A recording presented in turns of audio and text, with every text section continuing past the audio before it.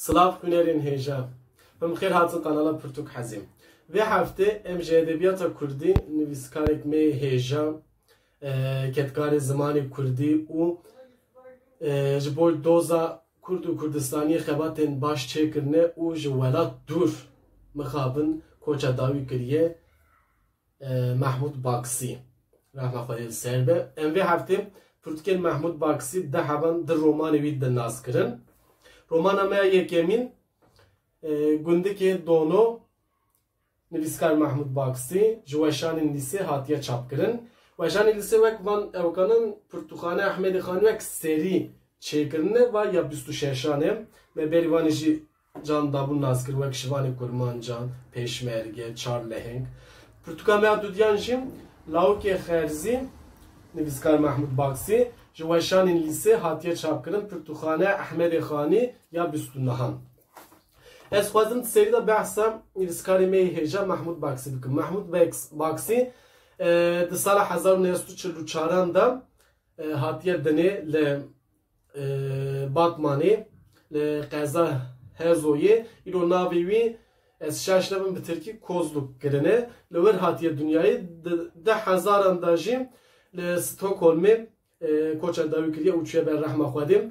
Wek dizanin ku yê ku ji bo Kurd û Kurdistanê boy ziman ji bo çanda xwe û ji bo hebûna xwe kar kirine mixabin piranî wî wek bûne penaber yani wek bûne miltecî û çûne welatên derve ji Kurdistanê dûr xebat kirine û ji welat dûr bi wê êşê di dilê xwe de mirine. Mahmud Baksî jî ji vanan yeke û gelekî jî mezin û hêja ye Mahmud Baksî. Niha em werin romanan Roman awil me got gundikê Dono. Ez awil behsa van gundikê Dono Pirtûkekî Mahmud Baksî bi Kurdî nivîsandiye. Romanekê bi Kurdî nivîsandiye. Di vir de behsa gundikê Dono dike. Gundek Dono heye. Navê gund vaye. Gundê Dono. Di vê gundî de behsa em bibêjin behsa yani rojane jiyana Kurdan dike û Kurd li vir bi çi awayî jîn dibin behsa têkiliya axa û gundiyan û dewletê heta dige dewletê heye. Di vê dewletê bersa di vir de lehengê me yê Hecî Zaro heye axayê gund, Filît heye, Aso heye keçik, Bedo heye. Aso Bedo li vir evîndarê hevin van hewdû yani lehengê me yê serêkem dikarin bibên Aso, Bedo, Hacı Zaraf, Ziber Ahmet hey livra, Ziber ki Ziber jî aqilmend e.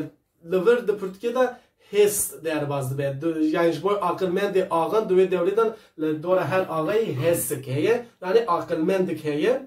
Va jî aqilmendê Hacı Zarova ye. Di vê Pirtûka tişta herî muhîm ez dikarim bêjim ki bi taybet di dawiyê de Ziber Ahmet û Filît, Aso û Bedo wexta ku xwedin çê li qarşû Hacı Zarov serî em bêjin hiltînin li vir yani tiştên pir dîrokî Ziber Ahmet li vir çünkü aqilmend e yani ji wî aqilmendiya xwe tiştên pir muhîm di dîroka Kurdan da bûne ku behsa vanan dike li ser van serhildanan nîqaşan yani nirxandinan nîqaşan dike û bi gora vanê tev digere tiştên pir xweşik di vir de dibêjim.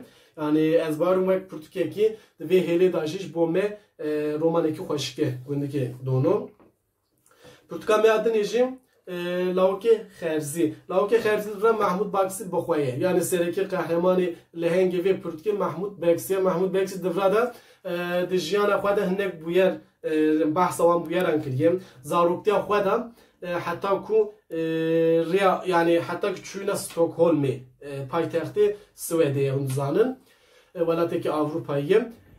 Heta ku çûyîna vira behs dike. Em behsa gund dike jiyana xwe rojane têkiliyên dê û bavê xwe û wê dewrê behsa jiyana Kurdan dike. Ne tenê yani em bêjin jiyanekî rojane di vir de tune. Wek bûyerên ku siyasî li wir çê dibin ew em bêjin hîs û em çawa bikarin bêjin yani ew fikra ew zimanê ziman netew yani milletî çawa di Mahmud Baksî de çê dibe behsa vanan jî ki Mahmud Baksî di vir dewrê de di hêla siyasetê de jî bi çi awayî rêva tere pêşva tere ser vanan jî disekine. Lêva Pirtûkan Mahmud Baksî سه زمان yani per zaman nivîskareke sê zamanan pirtûk nivîsandine ve Kurdî, Swêdî û Tirkî jî nivîsandine. Va pirtûka lawikê xercî jî bi Swêdî nivîsandiye ji Firat Cewêrî jî va wergerandiye Kurdî. Pirtûkekî yani yekî dixwaze Mahmûd Baksî ez naxwazim zêde behsa jiyanê bikim. Jiyanê gelek berfirhem û gele daha zêde yani saet barim têra wî nake. Lê mirovek yani bir lawikê xercî romana ku li ser jiyana Mahmûd Baksî wek pirtûkekî otobiyografî yani ser jiyana xwe bixwe nivîsandiye.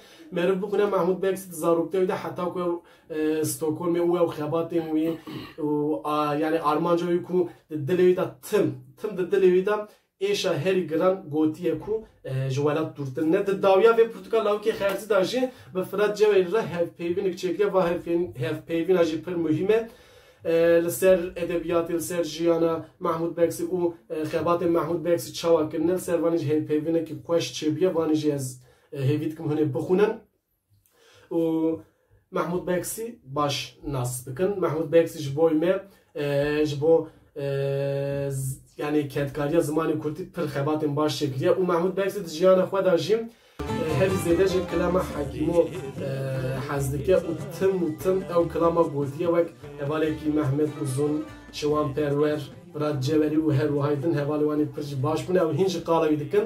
Em Mahmûd Baksî bi bîr tînin hûn tev bimînin xweşî de û şeva baş be.